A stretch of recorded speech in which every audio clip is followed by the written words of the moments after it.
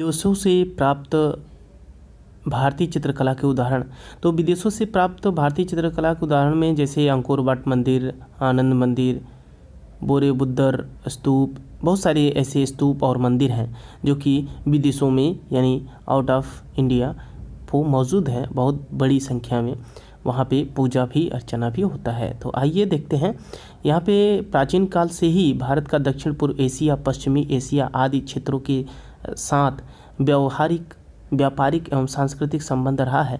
इसके फलस्वरूप भारतीय चित्रकारों ने विदेशी धरती पर भी अपनी कला का प्रदर्शन किया। विदेशों में मिलने वाले भारतीय चित्रकला के उदाहरणों में से निम्नलिखित उल्लेखनीय हैं, जिसमें से अंकोर वाट मंदिर के बारे में आपसे चर्चा होगी। तो अंकोर वाट मंदिर जो कि कंबोडिया में है, कंबोडिया के मंदिर का निर्माण 1125 में कंबुज नरेश सूर्यवर्मा द्वितीय द्वारा कराया गया था। यह मंदिर प्राचीन यशोधरपुर में बनाया गया है और रामायण की संपूर्ण कथा को इसमें मूर्त रूप प्रदान किया गया है।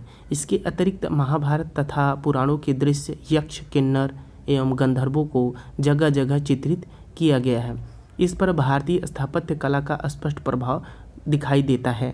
अब मैं बात करता हूँ आनंद मंदिर के बारे में, जो कि म्यांमार बर्मा में स्थित है और यहाँ पर भी भारत की अमूर्त विरासत स्थित है। तो आनंद मंदिर बर्मा के पगान शहर में स्थित लगभग 5000 पगोडों में सर्वाधिक प्राचीन है। यह वर्मा नरेश किजिथ यानी 1084 से 1112 के शासनकाल में बनाया गया था। इसमें 81 बौद्ध स्तूप मूर्तियां हैं और लगभग 1500 मूर्ण मूर्तियों मंदिर में यथास्थान लगाई गई हैं। उन पर जातक दृश्य अत्यंत सुंदरता एवं कलात्मकता के साथ उत्कीर्ण किए गए हैं। और दूसरे नंबर पे यहाँ पे आगे आते हैं बोरोबुद्दूर स्तूप के बारे में भी देख लेते हैं। बोरोबुद्दूर स्तूप का निर्माण 8वीं शताब्दी के अंत में जावा में शैलेंद्र वंशी नरेश के शासनकाल में किया गया था और इसके द्वार एवं प्रदक्षिणा पथ विविध प्रकार के उत्कीर्ण शिलापट्टों से सुसज्जित किए गए हैं, जिसमें से लगभग 1500 शिलापट्टों के ऊपर विभिन्न ग्रंथों में मिलने वाली भगवान बुद्ध की जीवंत गाथाएं को जीवंत पूर्वक चित्रित किया गया है। अब बात करते हैं भारत के प्रमुख चित्रकारों के बारे में। 19वीं और 20वीं शताब्दी में भारतीय चित्रकला में नए आयाम स्थित हुए। इस काल की कला अपनी प्राचीनतम के साथ साथ स्थापत्य विचारों में से भी प्रभावित रही है। आधुनिक कला की चित्रकला के विकास में अनेक महत्वपूर्ण विभूतियों का योगदान उल्लेखनीय रहा है। उनमें से कुछ प्रमुख का संक्षिप्त परिचय इस प्रकार से हैं, जैसे कि देखते हैं। अब हम बात करते हैं अवनींद्रनाथ टैगोर के बारे में। भारतीय चित्रकला को आधुनिक स्वरूप देने में अवनींद्र की भूमिका अद्वितीय रही है। 1871 में जन्मे मॉडर्न स्कूल ऑफ आर्टिस्ट कलाकारों का आधुनिक निकाय जिसे कहा जाता है कि प्रणेता अवनींद्रनाथ ठाकुर ने कलकत्ता में चित्रकला की तकनीकी यूरोपियन कलाकारों से सीखी, किंतु अपनी मौलिकता में देशज एवं प्राचीन चित्रकला की आंतरिक एवं भावपूर्ण शैली को अपने विस्तृत कैनवास पर उभारा और अपने सुंदर चित्रों में कृष्ण लीला का चित्रण किया। शाहजहां का ताज को देखना इनके द्वारा रेखा व रंगों में कलाकार के मन की अतुल गहराई में छिपे भावों की सुंदरम अभिव्यक्ति है। और अवनींद्रनाथ की अन्य अद्भुत कृतियां हैं बुद्ध और सुजाता, कमल के पत्तों पर अश्रु कण और वन सामग्री, ये सभी अवनींद्रनाथ ठाकुर के चित्र रहे हैं और इनको मुगल सिद्ध कलाकार के नाम से भी जाना जाता है। वहीं दूसरे नंबर पे देख लेते हैं असित कुमार हालदार जी को। मॉडर्न स्कूल ऑफ आर्टिस्ट से संबंधित असित कुमार हालदार ने चित्रकला के क्षेत्र में कविता को चित्र रूप में प्रस्तुत करके नवीनता का संचार किया। उनकी रंग चयन और सम्मिश्रण शैली की रेखाओं के नियोजन का उद्देश्य कवित्वमय कृति के सौंदर्य और उसकी सरलता को प्रस्तुत करना था। सूक्ष्म आकार की सजावट कृतियों का चित्रण उनकी कला का एक और पहलू रहा। अब राजा रवि वर्मा के भी बारे में देख लेते हैं थोड़ा सा। तो 1848 ईस्वी में जन्मे राजा रवि वर्मा ने भारतीय चित्रकला को विश्व भर में महत्वपूर्ण स्थान दिलाने में महत्वपूर्ण भूमिका निभाई थी। वे 19वीं शताब्दी में विश्व के गिने चुने चित्रकारों में से एक थे। इनकी प्रसिद्ध कृति दुष्यंत को प्रेम पत्र लिखती शकुंतला का चित्रांकन चित्रकला जगत में इनकी प्रसिद्धि का कारण बना।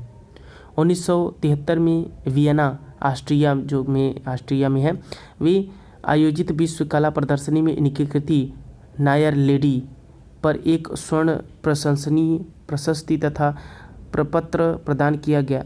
शिकागो में अंतर्राष्ट्रीय कला प्रदर्शनी में उनके 10 चित्रों पर प्रथम पुरस्कार प्रदान किया गया। अब मैं बात कर लेता हूँ नंदलाल बोस के बारे में। तो अभी राजा रवि वर्मा जो थे हमारे भारत के प्रथम आयल कलाकार थे और इन्हीं की देन है जो कि हमारे घरों में देवी देवताओं के चित्र मिलते हैं, इन्हीं की कल्पना है। और नंदलाल बोस जो कि इन्होंने भारतीय स्वतंत्रता में भी बहुत ज़्यादा योगदान दिया। तो आइए देखते हैं नंदलाल बोस के बारे में। 1883 ईस्वी में कलकत्ता में जन्मे मॉडर्न स्कूल ऑफ आर्टिस्ट से संबंधित नंदलाल बोस आध्यात्मिक अंतः प्रेरणा और प्रतिभाशाली चित्रकार थे। इनकी कला में पौराणिक कथाओं और विषय वस्तु के माध्यम से इनकी भावनाएं अभिव्यक्त हुई और इनकी कृतियां स्पष्ट रेखांकन तथा सहज सरल रंगों के कारण उत्कृष्ट हैं। उमा की तपस्या, घायल बकरी को ले जाते भगवान बुद्ध तथा कृष्णार्जुन इनकी अनुपम कृतियां हैं। अन्य कृतियों में नटी पूजा, प्रणाम, बसंत, शिव पार्वती और गोपियां हैं। अब मैं बात करता हूँ के वेंकटप्पा के बारे में। तो मद्रास कला विद्यालय में प्रारंभिक कला की शिक्षा प्राप्त करने के वेंकटप्पा डॉक्टर अवनींद्रनाथ ठाकुर के शिष्य हुए और उनकी कला पर पाश्चात्य शैली का भी प्रभाव पड़ा और उनके प्रकृति चित्र में यथार्थता विद्यमान है, जिनमें से मुगल शैली जैसी चटकीलापन तथा सूक्ष्म एवं बारीक अंकन दृष्टिगोचर होता है। हनुमान द्वारा लंका दहन, स्वर्ण मृग और राम तथा मृग तृष्णा इनके उल्लेखनीय चित्र हैं, जिन पर भारतीय आध्यात्मिक एवं उच्च आदर्श परंपरा की छाप है। जॉर्ज कीट के बारे में भी देख लेते हैं। जॉर्ज कीट श्रीलंका मूल रूप के भारतीय चित्रकार जॉर्ज कीट ने भारतीय चित्रकला को अमूर्त सेवाएं भेंट की। उन्होंने अपने चित्रों में हिंदू तथा बौद्ध विषयों का उत्कृष्ट मिश्रण किया। जयदेव रचित गीत गोविंद के आधार पर कृष्ण की विभिन्न लीलाओं पर उन्होंने कुशल चित्रण किया और उनकी प्रसिद्ध कृतियाँ जैसे कि कृष्ण जन्म, कर्ण जन्म, यम, मार्कंडेय, निराभरण, गोपियाँ आदि थीं। अब मैं बात करता हूँ शारदा चरण वकील जी के बारे में। मॉडर्न स्कूल ऑफ आर्टिस्ट से संबंध शारदा चरण वकील जो कि इनका जन्म 1890 में हुआ था और 1940 ईस्वी में इनका मृत्यु हो गई थी, ने पुरानी परंपराओं को पुनर्जीवित करते हुए भारतीय चित्रकला के नवीन क्षितिजों की खोज का प्रयत्न किया।